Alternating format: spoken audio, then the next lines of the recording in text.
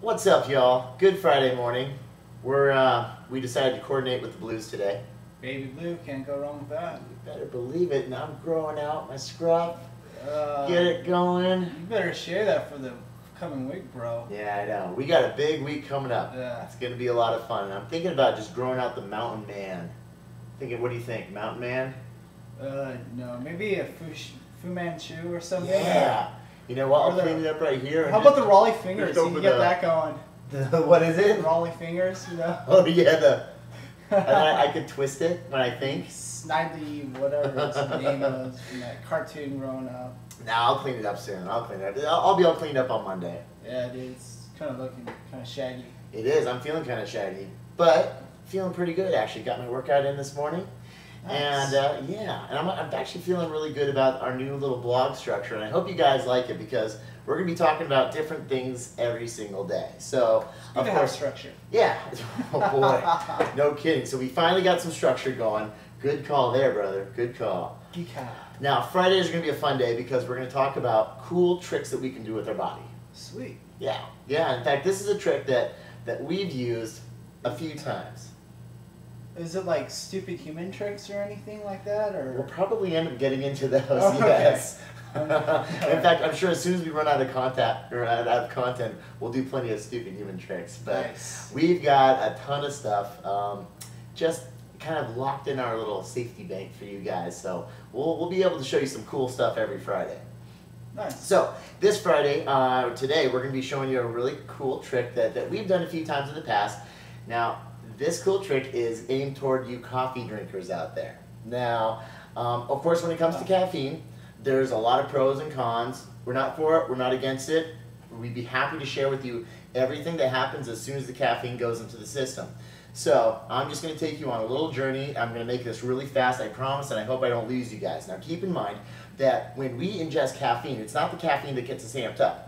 What caffeine does is it increases brain activity. We ingest it, moves into the bloodstream, crosses that blood-brain barrier, increases brain activity. Your brain says, oh my God, fight or flight. Am I running from a lion? What's going on? So it actually triggers those adrenal glands to release adrenaline into the system.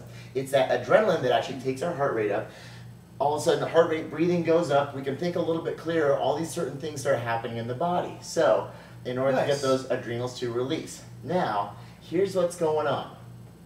When we start sipping on coffee, a lot of times, as the coffee goes into the system, brain activity goes up, adrenals release. As the adrenals release, they release adrenaline, but they also release cortisol and these certain hormones we call the catecholamines.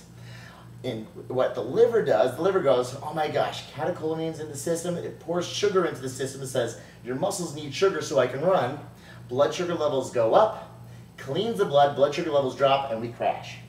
So a lot of times, henceforth, that's why we actually get the big spike and crash when we have those sugary energy drinks, because it's sugar and caffeine. Your liver starts dumping sugar into the system, cleans your blood really fast. You get this insane jolt because you get the caffeine and sugar at the same time to your brain, but at the same time it cleans it out that much faster. So here's a cool little trick for you. If you want your coffee, and I got my little coffee mug here, watch this. Looks delicious. Good stuff. How was that for acting? So anyway, when you're sipping on your coffee and you want that coffee, that caffeine kick to last a lot longer, here's how you do it. Really important that you're actually going to wait about an hour to an hour and a half after a meal.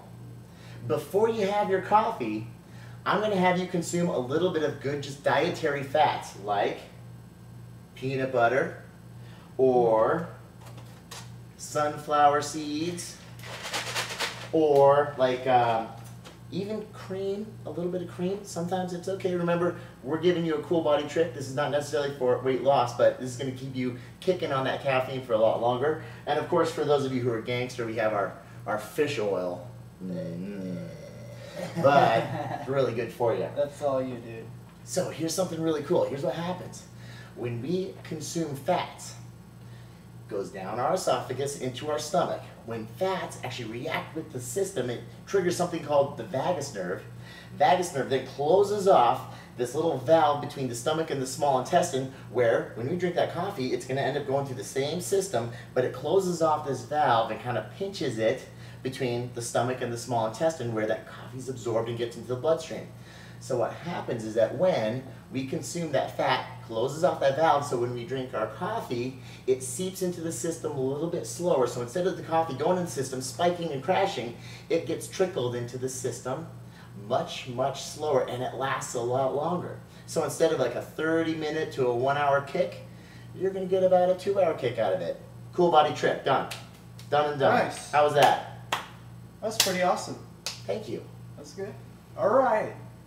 Let's go with a question now. All right, question of the day. All right. That only took me 6 minutes. I know. To give you that cool body trick. But hey, you know what? You guys just learned something. So go with it. Oh, you know, I'm so sorry. Another thing that's really cool, now fats change the dynamic of any meal. Remember, we don't just do that with coffee. If you want to make sure that food's going to stay in your stomach a lot longer, you have about a tablespoon or two of fat before your meal, and sure enough, that food stays in your stomach because that pyloric valve closes off, and it just stays in that pouch for a lot longer. So if you want to stay fuller for a lot longer, throw down your fats before the meal. Don't try to eat them in the meal. Throw them down before the meal. Food stays in there longer. Really slow push into the small intestine where the absorption happens. All right, speaking of fats, yes. When's the best time to eat them? You know, throughout the whole day? I mean, you get like a handful of nuts and you eat and eat. Tricky question. That's a really tricky question. So a lot of times, and we've done this in the past a lot, when we're creating this really cool lifestyle, a lot of times what we do is we separate our fats and our carbohydrates. Very rarely do we eat them together. So we're going to want to consume our fats when our carbohydrates are low. Now remember, this is not for wellness, not for sports performance, this is for weight loss. So we separate our carbs and our fats. We eat our carbs separately, so when our carbs are high, our fats are low. Yeah. And we're boosting metabolic rate, or we're helping repair muscle. Or we go carbs low and we bring our fats up just a little bit because those fats are so wonderful for curbing cravings, for creating a feeling of satiety, you know, that feeling of I'm satiated, I'm full. Because the fats in the system, they release also something called CCK. It's another hormone that travels to the brain and tells us that we're full.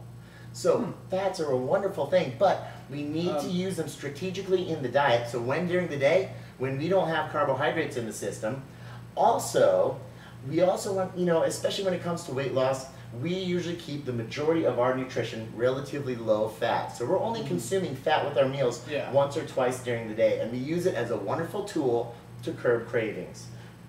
And I bet it's, you know, you have to watch the amount of fats you eat though. Absolutely. I mean, you know, you're not going to eat like a cup of, you know, sunflower seeds or cheese like that. So. Right, absolutely. Real quick rule of thumb, no pun intended, but this is exactly what's going to guide you to a perfect fat portion size, your thumb. When you're eating fats, you should eat no more than about the size of a thumb, of your thumb. So go ahead and take a look at your thumb, give us a thumbs up right now, take a good look at it. When you're going to eat fats, I want you to eat about that much. And that's all it takes to do the job, to do everything that we talked about this morning. That's all it takes. Cool? Until you pick up your stack system, then we got these really cool portion control containers for your fats, and they measure everything out perfectly to the T. Nice. Cool. All right, guys. Go enjoy your Friday. There you go. Actually, I should take it away because only one thumb, guys. Only one thumb, not two. One. Yeah. So it's gonna overspill. Yeah, it will overspill. We'll be talking about overspill later anyway. All right, guys. Have a wonderful Friday. We'll see you Monday. Probably get this sucker cleaned up a little bit. And enjoy your weekend.